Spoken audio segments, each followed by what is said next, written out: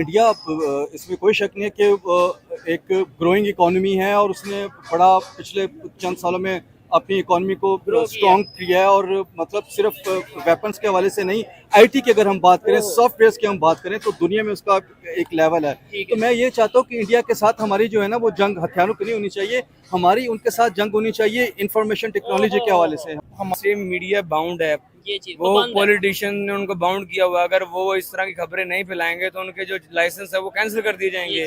ठीक है, अगर वो कैंसिल हो जाएंगे तो वो जो लाइसेंस वो लेते हैं करोड़ों रुपए का, अरबों रुपए का, तो वो उनको कहाँ मिलेगा? उनका चैनल लाखों करोड़ों जो काम कर रहे हैं उस चैनल पे, वो सारे बेरोजगार हो जाएंगे। आगे मेरे पर चलेंगे, आगे मैं नहीं बोलूंगा। अच्छा, आगे मैं बोलूंगा तो जो है ना वो फिर वो देख ले, मैंने आपको पहले बोला था कि आप जो बोलेंगे सच बोलेंगे। कुछ लिमिट नहीं, देखे कुछ लिमिट्स होती हैं, इससे आगे मैं बोल नहीं सकता, बस दुआ कर सकता हूँ।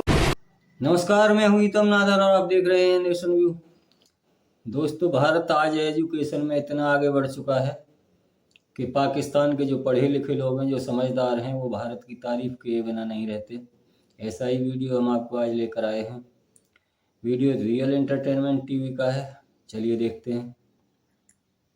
कामरान सिकंदर मौजूद है, इनसे बात करेंगे, इनसे पूछेंगे कि आखिर क्या वजह पाकिस्तान की इस टाइम जो मौजूदा सूरत हाल है, पाकिस्तान में मेड इन पाकिस्तान है कहाँ जिसे प्रमोट किया जाए। दूसरे कंट्री की बात करेंगे, यूएसए की, इंडिया की बात करेंगे। अस्सलाम वालेकुम सर। वालेकुम सलाम, कैसे हैं आप? मैं ठीक ठाक, आप कैसे हैं? मैं बिल्कुल ठीक है। सबसे पहले तो मीडिया क्या मतलब मेन स्ट्रीम मीडिया है, तो मुझे आप क्या कहेंगे कि भाई जो बोलेंगे सच बोलेंगे या पहले? जी बिल्कुल, मैं अपने शोज में भी सच बोलता हूँ, जो मेरे पास गेस्ट आते हैं मैं उनसे भी सच बुलवाता हूँ। ठीक है, तो कोशिश होती है कि बंदा सच ही बोले।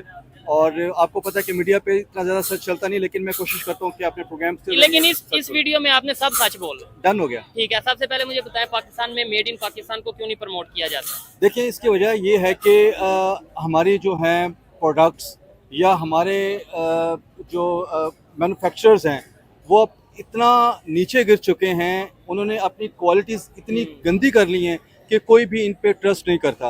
आप खाने पीने की चीज़ें देख लें, हमारी खाने पीने की चीज़ें जहरीली हो गई हैं। पिछले दिनों आपने देखा होगा कि एक पूरी फैमिली बेचारी गाड़ी में, ऐसे ही है। क्या वजह थी कि उनको एक्सपायरी चीज़ें दी गई हैं। ये चीज़ है। मतलब हमारे पास आटा प्योर नहीं है, हमारे पास दालें चावल खाने के, दूध तो जहरीला है ना हमारे पास। हमारे पास खाने पीने की चीज़ें जहरीली हैं, तो कैसे हम ट्रस्ट करेंगे? तो हम लोगों की कोशिश होती है कि हम इम्पोर्टेड चीज़ें लें ताकि हमारी सेहत और जान तो हमारी महफूज रहे। अच्छा, आपने डेफिनेटली मीडिया पर्सन है, आपने हिस्ट्री को भी थोड़ा बहुत जानते होंगे।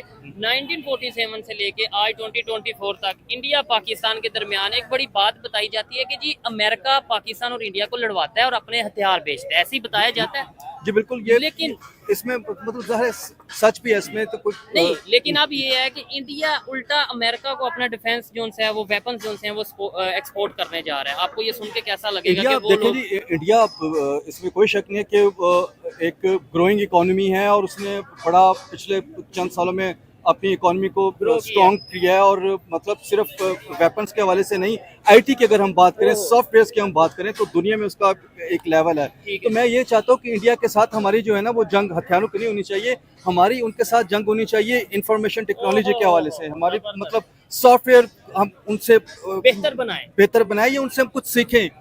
वो जो कर रहे हैं उनकी दौड़ में हम जाएं। अपनी गुर्बत को कम करने के लिए कुछ हमें करना चाहिए। अगर हम वेपन्स में लगे रहे तो हमारा हाल भी वही जो है वो लीबिया, शाम और बिल्कुल जो ठीक है इस तरह के कंट्री जैसा। ये बात आपने यहाँ पे तो कर दी, आपको पता है कि ये कौन सा कोई मेन स्ट्रीम मीडिया है, सोशल मीडिया पे, यूट्यूब पे कहीं ना कहीं अपलोड करेंगे।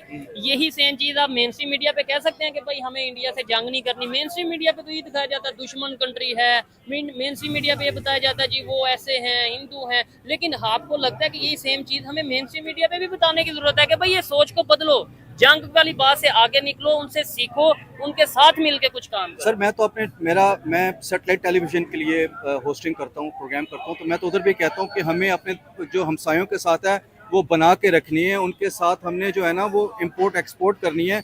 हमने अपनी गुर्बत को खत्म करना है। ठीक है। जंगों में कुछ नहीं रखा और लड़ाई में कुछ नहीं रखा। अगर हम कुछ उनसे लेंगे, कुछ उनको देंगे, तो हमारी अवाम को और उनकी अवाम का फायदा होगा। अच्छा, आपने इंडिया की बात की और आपने बोला आईटी में आगे चले गए, बहुत सी फील्ड में आगे चले गए। मुझे ये बताएं कैसे चले गए?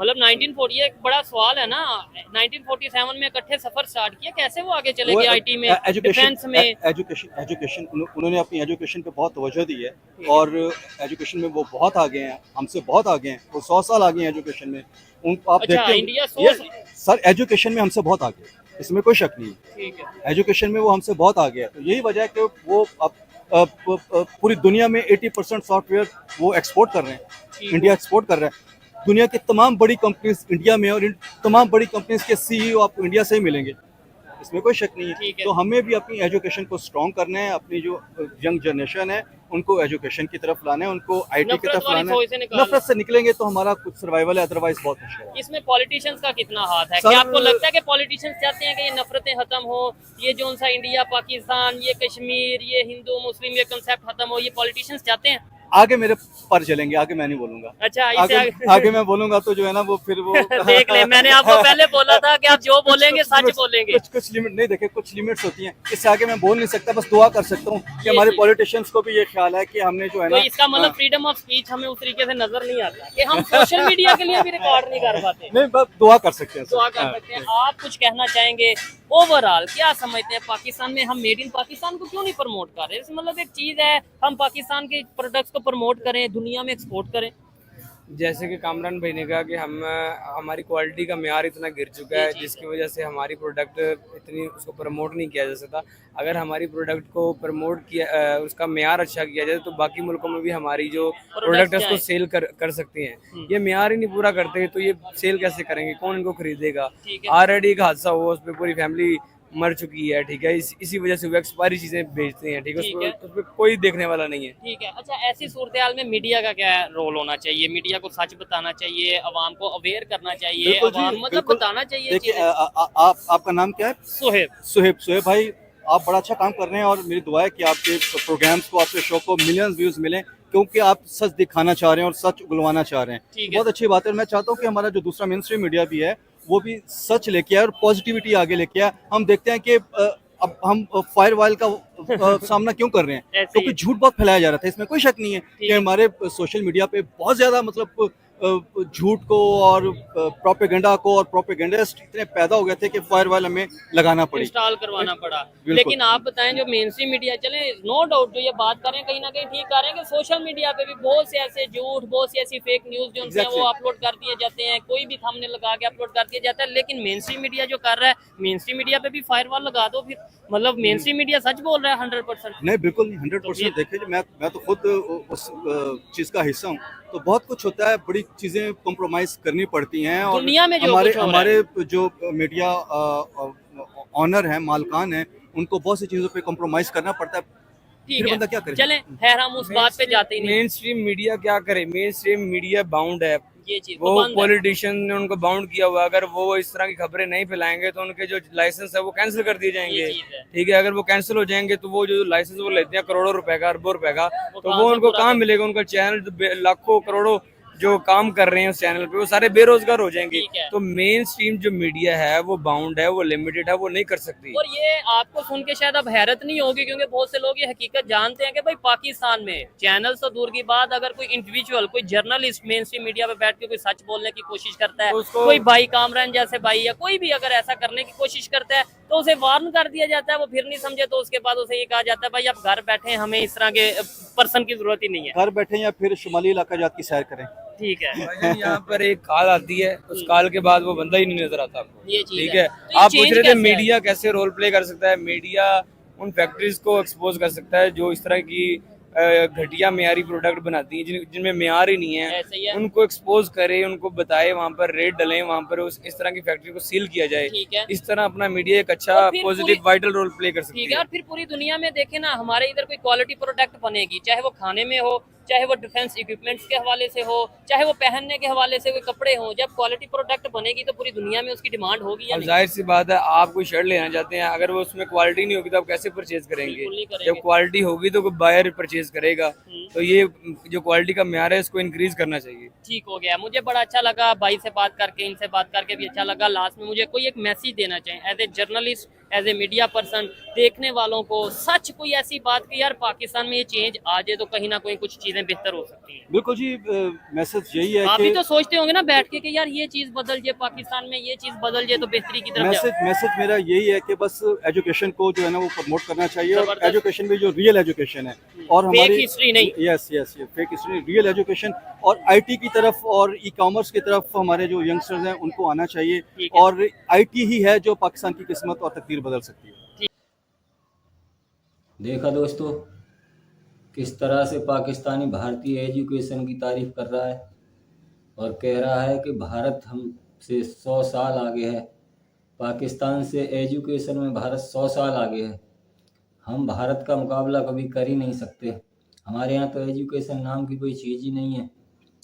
हमें तो सिर्फ पढ़ाया जाता है तो सिर्फ इस्लाम और मदरसे, बस इससे ज़्यादा कुछ पढ़ाया नहीं जाता, और ना ही कोई इस तरफ कोई ध्यान भी दे रहा है। हमें ज़रूरत है आज भारत से कुछ सीखने की, भारत के साथ चलने की, भारत से कुछ सीख कर हमारे देश का भला हो जाए, हमारी गुर्बत ख़त्म हो जाए, हमारी गरीबी ख़त्म हो जाए, हमारी आवाम खुशहाल रहे। लेकिन हमारे हुक्मरान इस तरफ कुछ ध्यान नहीं देते। वो तो बस भारत से दुश्मनी में ही मशगूल रहते हैं। यहाँ तक कि भारत अपनी एजुकेशन सिस्टम के सहारे से दुनिया में आज उसने कहाँ मुकाम हासिल कर लिया, कितना आगे चला गया, चांद पर चला गया। उसका आईटी सेक्टर देखिए, दुनिया में जितने भी बड़े बड़े विश्व बैंक हो या कोई जो भी संस्था है उसके सबके मालिक भारतीय बने बैठे हैं। तो ये एजुकेशन सिस्टम का ही कमाल है भारत का। और जितनी भी कंपनियां हैं दुनिया भारत में निवेश कर रही है, इसी के चलते भारत आगे बढ़ रहा है। लेकिन हमारा देश इसके इतर पीछे चलता चला जा रहा है और कोई ध्यान भी नहीं दे रहा। ये पाकिस्तानियों की सोच है दोस्तों, जो भारत के बारे में ना चाहते हुए भी भारत की तारीफ़ करते हैं। और ऐसा ही होता है जब कोई मुल्क कोई देश आगे बढ़ता है अपने दम पर, तो दुश्मन भी उसकी तारीफ़ के बिना नहीं रहते। वीडियो कैसा लगा कमेंट सेक्शन में ज़रूर बताएं। धन्यवाद, नमस्कार, जय हिंद, जय भारत।